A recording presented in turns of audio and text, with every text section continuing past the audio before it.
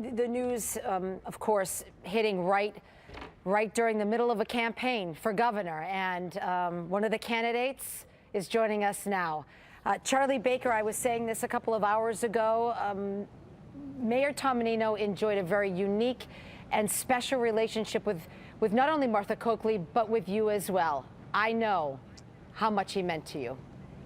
Well, I got to know Tom Menino many years ago when I worked in the Weldon Cellucci administration. I worked on a lot of projects in the city with him, but the other thing I got to know him through was the city of Boston was my second largest customer when I was at Harvard Pilgrim, and I used to visit him twice a year to just check in on how we were doing. And Maria, he used to call me randomly about, a pharmacy that was having trouble getting its bills paid, or somebody who was having trouble with sort of anything. And these were the people in his city, and I always marveled at the fact that if someone in his city needed a problem solved, it didn't matter how small it was, he was going to get it fixed, and he would pick up the phone and call me and expect me to fix it. And I always really admired the fact that this was somebody who knew how to play big, but at the same time never forgot how to play on the ground too. And I think in some ways that was his greatest strength, because people really appreciated the fact that if you had a problem, Tom Menino thought you had a problem and he was going to fix it. And maybe that's a great example for anybody who's running for office, yes? You bet. One of his greatest pieces of advice to me was he said, look, there's all the rhetoric and all the words that take place when everybody's sort of in the poetry of politics and all the rest, but what government really feels like to people is what happens on the ground every day. And if you really want to know what's going on, you need to get out there and talk to people on the ground. And that's frankly part of the reason why I've spent so much time in the neighborhoods in Boston in this campaign.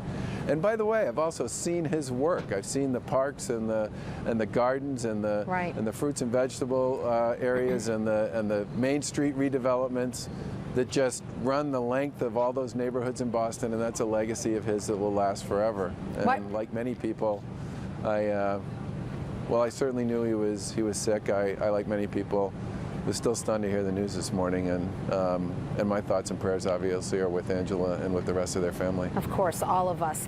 So you decided to suspend the campaign. Is it just for today, Charlie, or is it for the next couple of days? I think it'll be today and tomorrow. I mean, somebody asked me why I did that, and I said, well, we were down in Attleboro earlier today, and we had an event, and we had the usual press gaggle with everybody gathered around, and we're going back and forth on the issues of the day in the campaign, and somebody then looked at their phone and said, Mayor Menino just died. And it was like whatever it was we were talking about was no longer particularly relevant, and as it should be. And I thought about that on the drive away, and I said, you know what, we ought to just get out of the business of this for a few days and let people focus on what's really important, which is remembering and honoring the mayor and his work, and making sure we all spend some time thinking about the fact that this guy gave 20 years of his life to the city and to its people, and he didn't get the retirement with his family and with kids that he, in my opinion, was entitled to. And I think that's sad and a real twist of fate.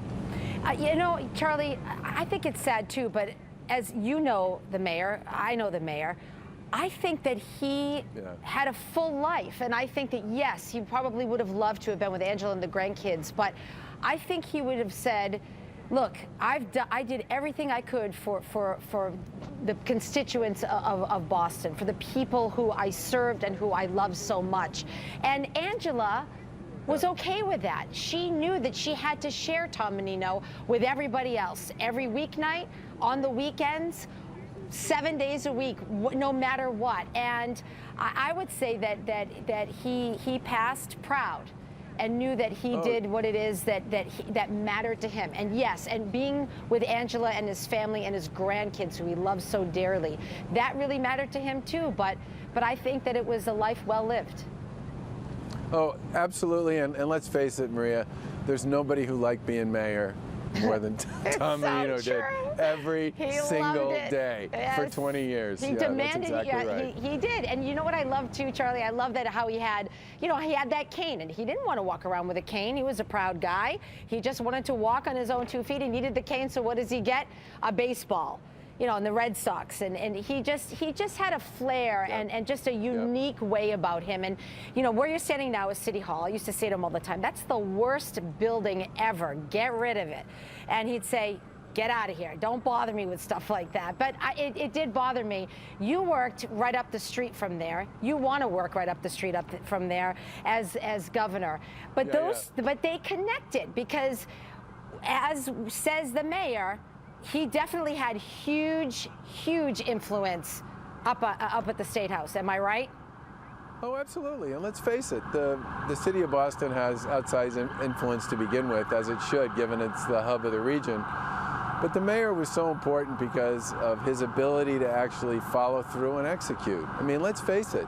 Again, back to one of my earlier points, there's rhetoric and then there's what actually really happens on the ground. And one of the things that made the mayor so influential was the fact that he really knew his city and his city really knew him. And every 4 years there'd be or every 2 years there'd be an election, and people would come talk to the mayor and they'd say, you know, I really need your help. And let's face it, the guy really knew the city and could turn out the vote. And that always made him an important player in any conversation that took place on Beacon Hill. Don't you love the Truman story about how he has a framed picture? He had one of Truman in his office, and Truman didn't graduate from college, and the mayor eventually did get some degrees and some education. But you know, his dad wanted him to graduate, and he said, you know, Truman didn't, and I know you're an historian yourself, and I'm sure you appreciated that story.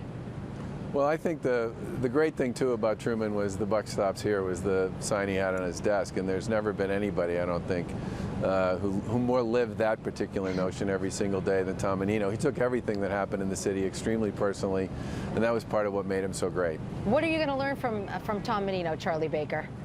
Biggest thing is, if you really want to know what's going on, go talk to the people on the ground. Go talk to, because let's face it, if you're a mom in Dorchester trying to figure out what to do about the choices you have with respect to where you send your kids to school, that's reality to you with respect to what's going on in the city of Boston or that particular neighborhood. And Menino used to say all the time, and I heard him say this to me more than once, when I really want to know what's going on, I go for a walk or I go for a drive. Yeah, I go he talk to always people. said that. You're I go right. talk to people who are outside the building, because all the people inside the building are just going to tell me what they think I want to hear. If I really want to know what's going on, I'm going to go out and visit the real people. And he did. And you know when he did that? He didn't do it during elections.